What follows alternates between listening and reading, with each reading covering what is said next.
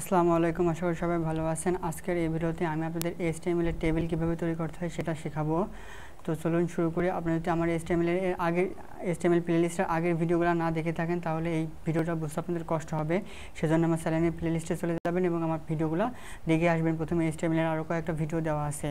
তো আজকের ভিডিওতে আমি আপনাদের দেখাবো টেবিল কীভাবে তৈরি করতে হয়। তো আপনারা দেখতে পাচ্ছেন যে আমি এখানে একটা টেবিল আসলে কেমন হয় HTML সেটা আমি আপনাদের এখানে শো করে দেখিয়েছি। তো মূলত টেবিল এভাবে তৈরি করতে হয়, কোডিং করে এখন আমরা তৈরি করব। তো আমি এখন আমাদের নোটপ্যাডটা ওপেন করেছি, এখানে একটা HTML ফাইল তৈরি করা আছে। এখন আমরা এখানে ট্যাগ ব্যবহার করব। ট্যাগ কীভাবে ব্যবহার করতে হয় HTML তা আমরা সবাই জানি। প্রথমে আমাদের যে ট্যাগটা ব্যবহার করতে হবে সেটা হচ্ছে HTML ট্যাগ।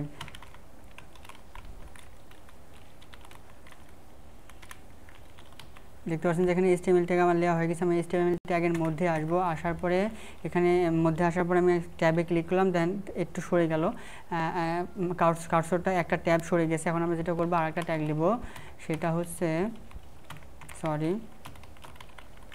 এখানে হচ্ছে TR ট্যাগ নিতে হবে এবং TR ট্যাগে আবার হচ্ছে আমি ইন্টার ক্লিক করে নিচে নামালাম, দেন অ্যারো আইকন ক্লিক করে উপরে উঠালাম, তারপরে হচ্ছে আমি একটা ট্যাবে ক্লিক করলাম, দেন একটু সরে গেল। দেন এখন আমরা আরেকটা ট্যাগ নেব, সেই ট্যাগটা হচ্ছে TH এবং এই TH ট্যাগটা বেশ কয়েকবার কপি করব।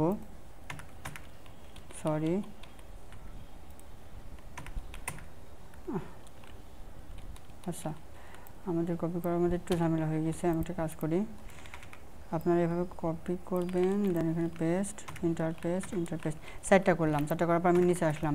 নিচে আসার পর দেখতে পাচ্ছেন যে এখানে TH লিখছি। এবার নিচে আবার যেটা করব, less than greater than TR, দেন এর মধ্যে আসলাম। দেন এবার আমরা নেব হচ্ছে TD এবং TDও চারটা কপি করব। এই TD ট্যাগ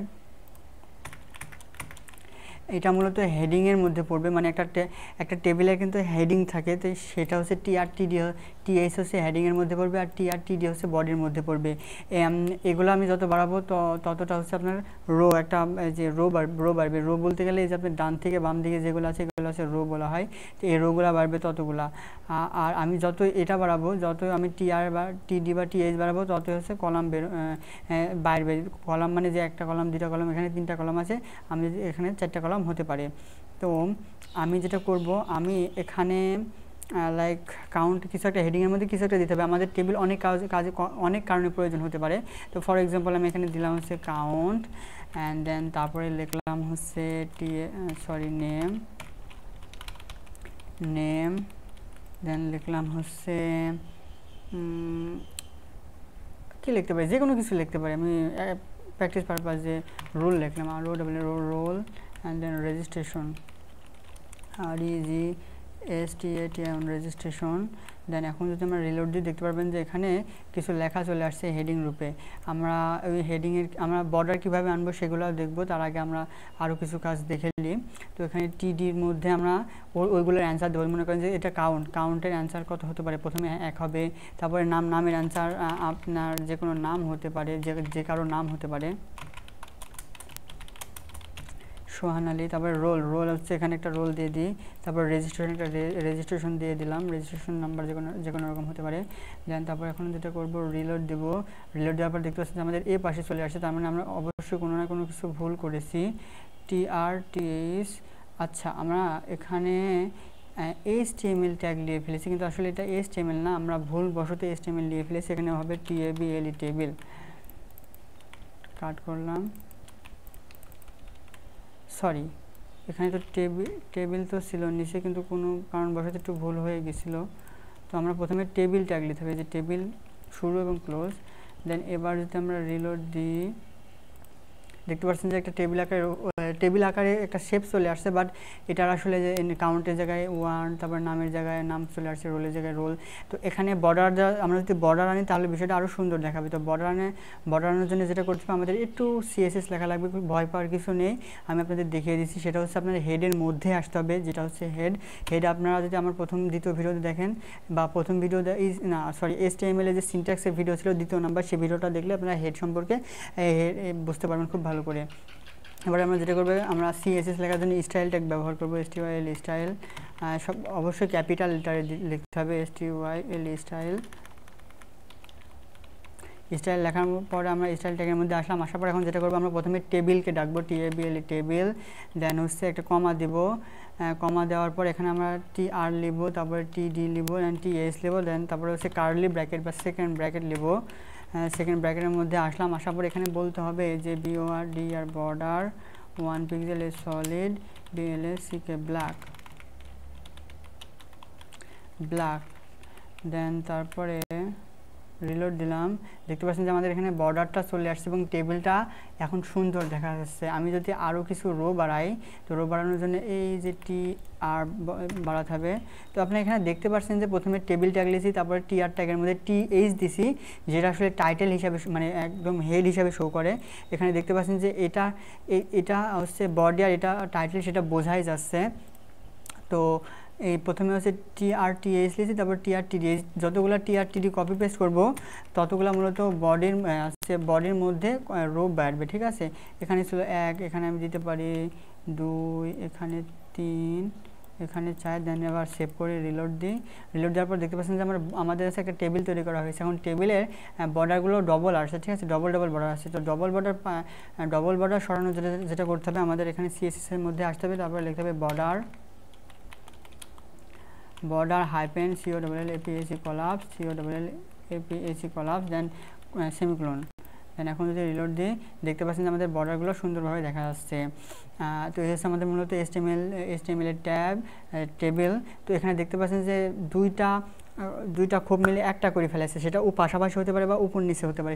এগুলো কীভাবে করে আমি আপনাদের দেখাই। তো যেটা করব, আমি এখানে যেটা পাশাপাশি করা লাগে সেটা আমি আপনাদের প্রথমে করে দেখাই। আমি মনে করেন যে এই জায়গাতে জাস্ট এখানে বলবো যে স্টুডেন্ট ইনফরমেশন, আমি সবগুলো কেটে দেবো, বা একটা বা দুইটা, আমি আপনাদের সবই দেখাচ্ছি। তো আমি সেদিন চলে যাবো এই হেডের মধ্যে। আমরা যদি কোনো বডির মধ্যে কাজ করতাম, বা আমরা যদি এই বডির মধ্যে বা এগুলোর মধ্যে কাজ করতে চাইতাম, তাহলে আমরা আসতাম এগুলোর দিকে আসতাম, সবই বুঝতে পারবেন। তো আমরা যেটা করব, আমরা যেহেতু দুইটা বাদ দিয়ে একটা করতে চাচ্ছি, তাহলে আমরা যেটা করব, আমরা প্রথমে একটা অ্যাট্রিবিউট লিখি। তো প্রথমটা আমি এখানে ক্লিক করলাম, তারপর একটা অ্যাট্রিবিউট লিখবো, সেটা হচ্ছে কল স্প্যান ইকুয়াল, দেন এখানে আমরা লিখলাম 2। তো 2 লেখার পরে যেটা হবে, আমরা এখান থেকে একটাও কাটিনি, তাহলে যেটা হবে আমি রিলোড দিই। রিলোড দেওয়ার পর দেখতে পাচ্ছেন যে এটা দুইটা জায়গা লিখছে, একটা ঘর দুইটা জায়গায় লিখছে ঠিকই, কিন্তু আবার এদিকে একটা বাইরে গেছে, কারণ হচ্ছে আমাদের আমি যেহেতু এটা দুইটা জায়গা লিখতে বলেছি, কিন্তু এটা আমি সরাইনি, সেজন্য এটা দুইটা জায়গায় লিখছে। তো আমি এটা সরাই দিলাম। দেন এখানে আমি বলতে পারি কাউন্ট অ্যান্ড নেম। হ্যাঁ, তো এবার দেখেন কি হয়। এবার দেখতে পাচ্ছেন যে কাউন্ট অ্যান্ড নেম এবং এই দুইটা ঘরের জায়গা ও একাই নিয়েছে। তারপর আমি যদি এখন এই 2-এর কাছে 3 দিয়ে দিই, দেন রিলোড দিই, দেখতে পাচ্ছেন যে 3টা ঘরের জায়গা ও একাই নিয়েছে, রোলের ঘরের জায়গা সহ নিয়েছে। তো আমাদের এখন কী করতে হবে, রোলটা সরাই ফেলতে হবে। দেন এখানে রিলোড দিই, রিলোড দেওয়ার পর দেখতে পাচ্ছেন যে 3টা জায়গা একাই নিয়েছে। আমি যদি 4টা জায়গা নিতে চাই, তাহলে এখানে 4 লিখবো, দেন এটাও কেটে দিব।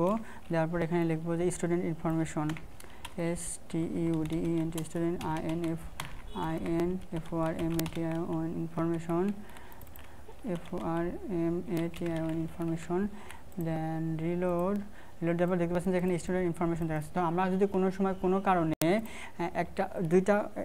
দুইটা রোয়ের মধ্যে ফাঁকা, মানে একটা ঘর করতে চাই, তাহলে যে মানে এই যে এরকম 2টা বা 3টা রোয়ের মধ্যে যদি আমি একটা ফাঁকা করতে চাই, তাহলে যেটা করা লাগবে, সেটা হচ্ছে আমি যেহেতু এটা 2টা বানাতে চাচ্ছি, তাহলে কী করতে হবে, এইটা কেটে দিতে হবে, তার নিচেরটা, বুঝছেন। কেটে দেওয়ার পর আমরা এখানে আসবো, তারপরে এখানে লিখতে হবে কল স্প্যান ছিল, এটা হচ্ছে row span, ROW SPAN span equal, then হচ্ছে আপনার ডবল কোটেশন। দেন এখানে আমি যদি 2 লিখে দিই, 2 লেখার পরে দিলাম একটা রিফ্রেশ দেওয়ার পর দেখতে পাচ্ছেন যে এটা 2টা রোয়ের জায়গায় একাই লিখেছে। তো এখানে যদি 2-এর জায়গায় আমি 3 দিই, তাহলে 3টা জায়গা লিখবে। তো আমি 3টা জায়গা লিখতে হলে এটা কেটে দিতে হবে। যদি কেটে না দিই, তাহলে যেটা হবে যে এটা একটা বাড়তি এই যে এইভাবে ঝামেলা হয়ে যাবে, ঠিক আছে।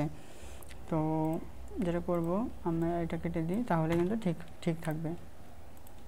তো দেখতে পাচ্ছেন যে এবার কিন্তু ঠিক আছে। তো এই হচ্ছে মূলত টেবিল, HTML টেবিল। আমি যেটা এখানে করে আমি একটা কাজ করি, সেটা হচ্ছে আমরা এখানে HTML টেবিল লিখি, HTML টেবিল,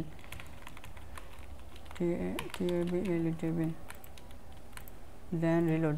দেখতে পাচ্ছেন যে এবার HTML টেবিল এখানে দেখাচ্ছে। তো আজকের এই ভিডিওটি এবং সুস্থ থাকবেন, ভালো থাকবেন, দেখা হবে আবার পরবর্তী ভিডিওতে। Thank you so much for watching this video.